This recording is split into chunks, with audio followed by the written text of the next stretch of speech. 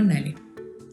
Eesti riigieelarve tegevuspõhine planeerimine, kinnitamine ja täitmise jälgimine on kasutusel aastast 2020.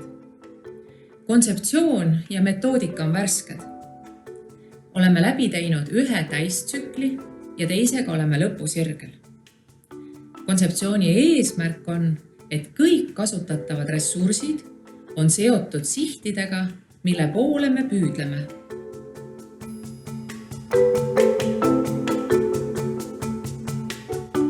Selliselt on võimalik hinnata, kas tegevustele planeeritud kulutused viivad meid eesmärgile lähemale või on vaja midagi muuta.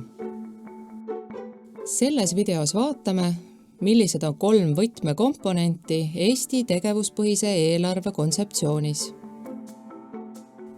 Esimene komponent kontseptsioonis on programmipõhisus. Selle märksõna all mõistame strateegilise planeerimise ja finantsjuhtimise ühendamist ning ühtsetele alustele viimist. Ühtlustatud on kasutuses olevad mõisted, vastutus- ja juhtimistasandid ning arvestusobjektid. Tinglikult saab öelda, et poliitika põhialused ja strateegilised sihid määravad suuna, valdkonna arengukava sihtpunkti ja programm marsruudi, kuidas seatud eesmärgini jõuda. Marsruudi koostamisel on oluline kaaluda läbi, millised tegevused on tulemuslikumad.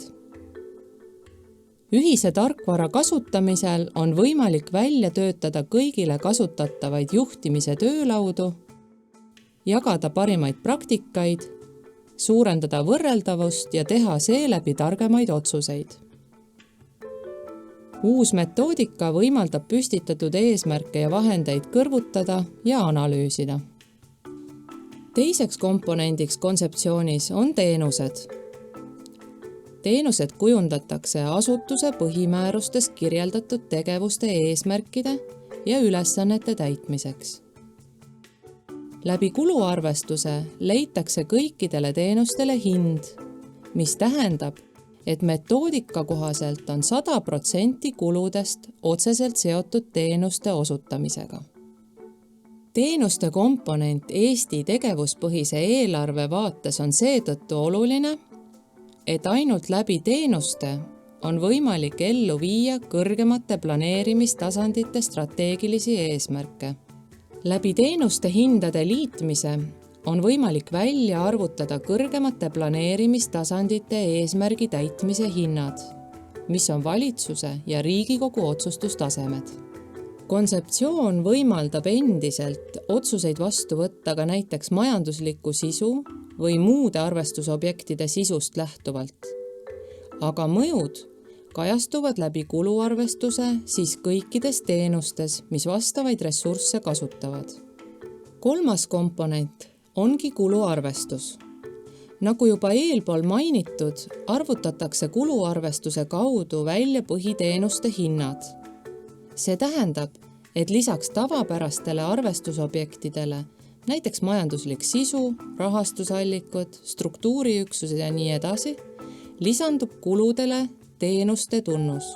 Eesti tegevuspõhise riigieelarve metoodika kohaselt ei määrata kindlate arvestusobjektidega kuludele otse põhiteenuse kuuluvust.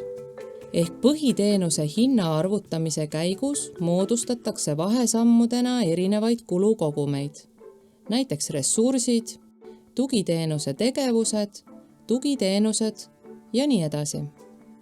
Selline kulukogumite info kasutamine võimaldab lisaks tavapärastele arvestusobjektidele anda ka ülevaadet, kui palju mingis konkreetses teenuses mingi ametikoht või tegevused või tugiteenused maksavad. Kuluarvestuse kõrvutamine muude andmetega lisab otsuste tegemiseks veelgi informatsiooni. Näiteks on Keskkonnaamet välja töötanud transpordiaruande, kus hoitakse silma peal ressursside kasutusintensiivsusel. Läbitud kilomeetrite jälgimine annab jooksvalt teada üle- ja alakasutatud autodest. Piirkondliku autokasutuse analüüsi põhjal on võimalik otsustada, kas mõni auto on üleliigne ja tuleks maha müüa või hoopis ümber suunata teise piirkonda. Analüüsides perioodilist kasutusintensiivsust on võimalik sesoonsusest tulenevaid vajadusi lihtsamini juhtida. Eelpool kirjeldatud kontseptsioon siduda strateegiliste eesmärkide saavutamine teenuste hinnastamisega võimaldab meil kõigil Eesti riigieelarvet lihtsamini juhtida.